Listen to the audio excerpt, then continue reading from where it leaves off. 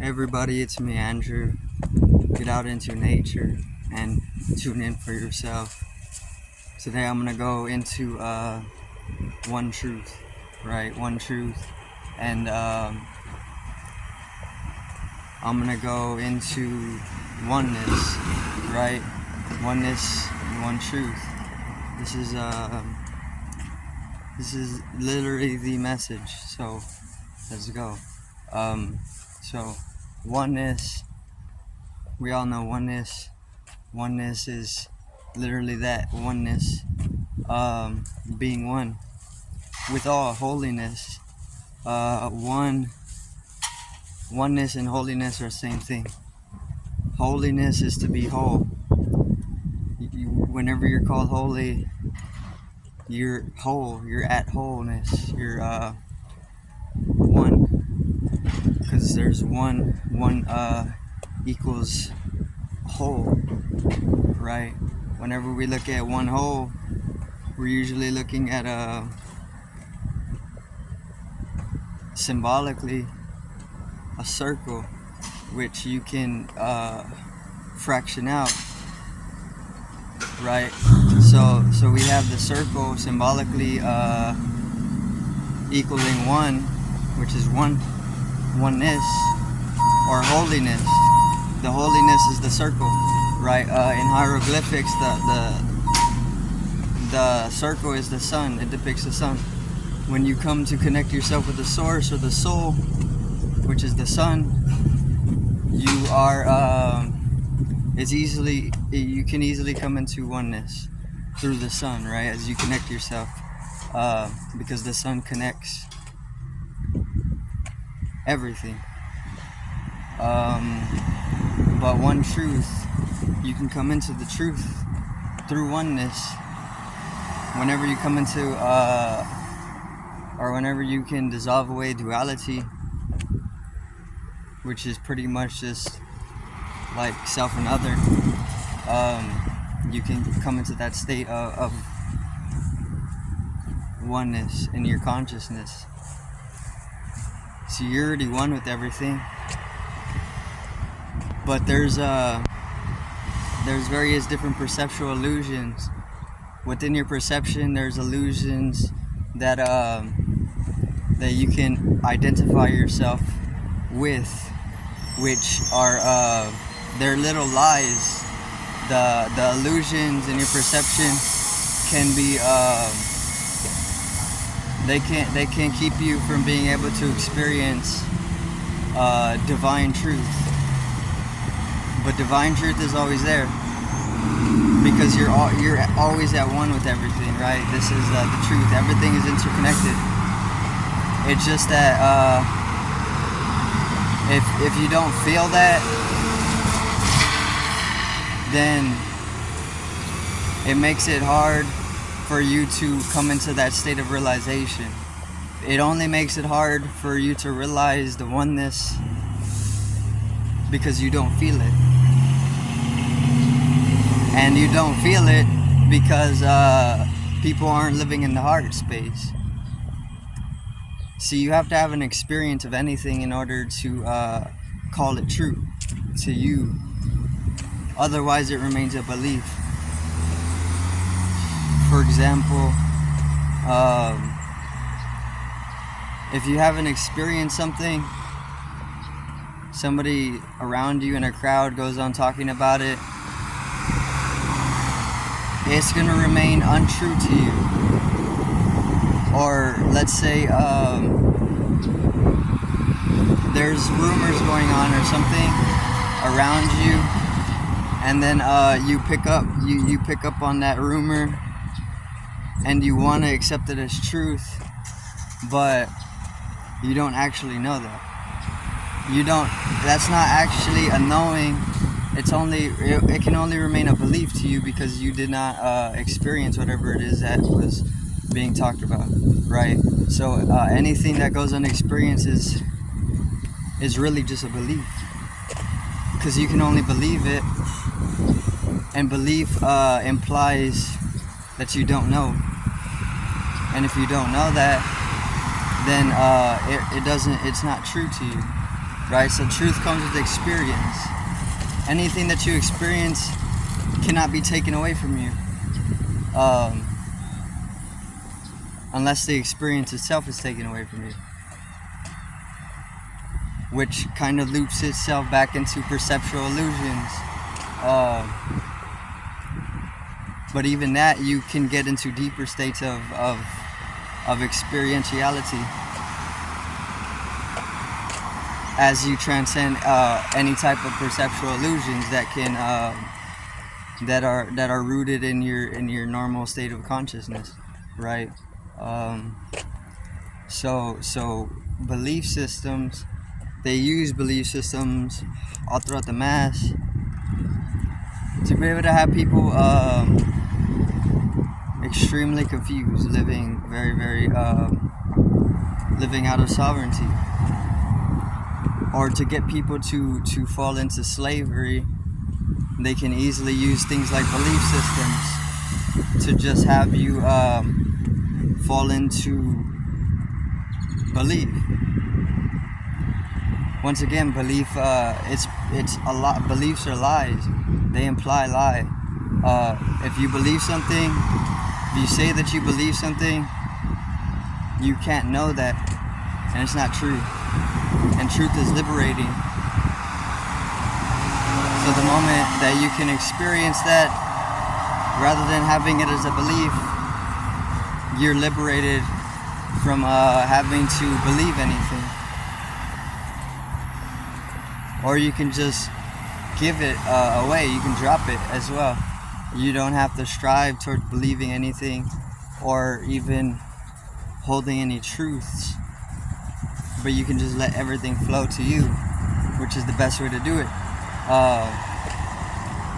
So there's Albert Einstein talked to that, and plenty of sages already know this, mystics, people who are able to fall into meditative states, but for things to just come to you, right? As you silence yourself, or as you sit yourself and you revert into a passive mode rather than an active mode, rather than seeking any type of truth, you just let go, and it slowly comes to you, right? And this is one of the best ways to be able to come into that one truth, to just allow it to flow into you without actually having to disrupt the waters in your activity, in your karma, right? So you kind of just fall into a passive mode, uninterest, and then you can slowly come into that stream of truth. It's an income of truth,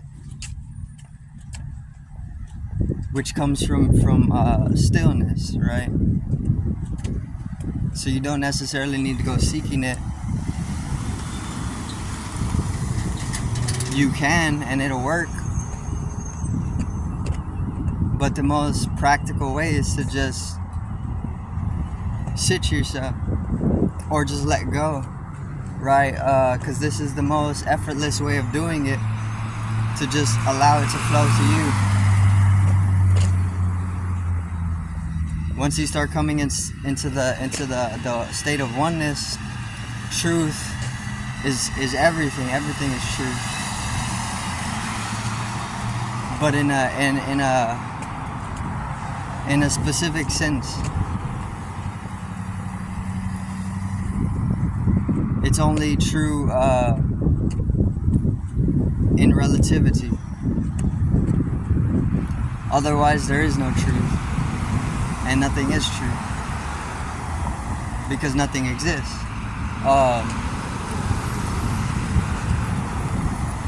So it can, paradoxically, it can obviously go back and forth. But states of oneness are like this. They're very paradoxical because everything is you, or everything is me, and this is divine union. That's yoga. But to actually feel that is the degree of realization. Otherwise, it's just you're speaking out knowledge that you haven't experienced. You could have been given the knowledge by listening to sages or mystics or whoever, a guru, but it doesn't hit you as hard in the state of realization because the experience isn't there. You just read it, you were taught it, or you took a test on it or something, right? You educated yourself into that through other people, which is not a bad thing because it leads to the experience eventually, the accumulation of knowledge. But it doesn't necessarily happen immediately. If you're talking about immersifying yourself experientially so that the state of realization deepens rather than just having empty knowledge.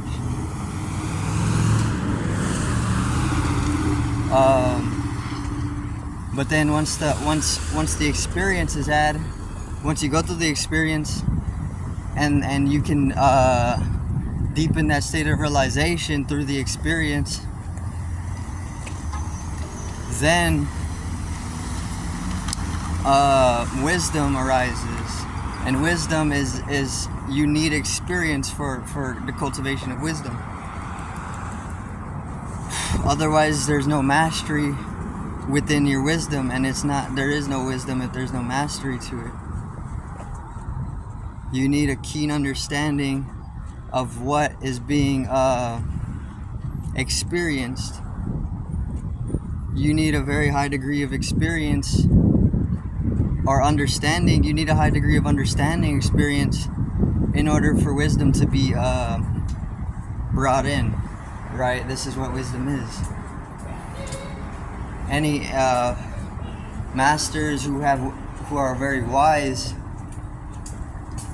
they know they can teach because they've already gone through it, right?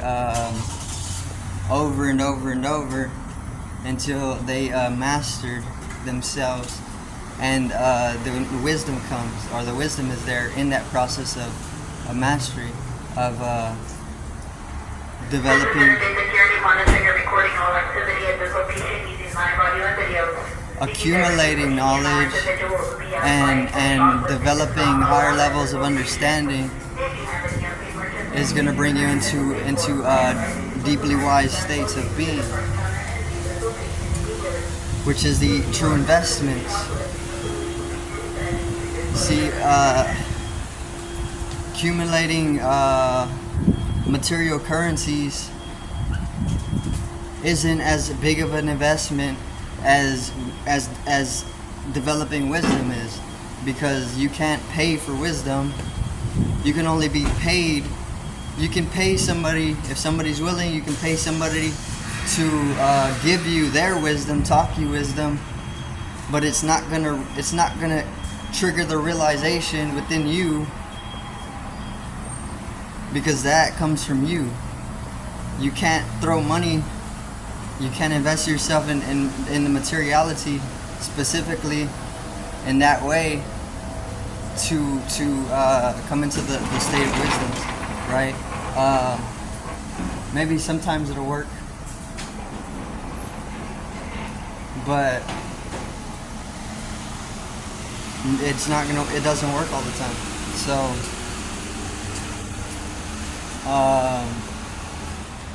one truth, come into the one truth. This is the priceless. This is what is priceless, the truth, which arises of itself.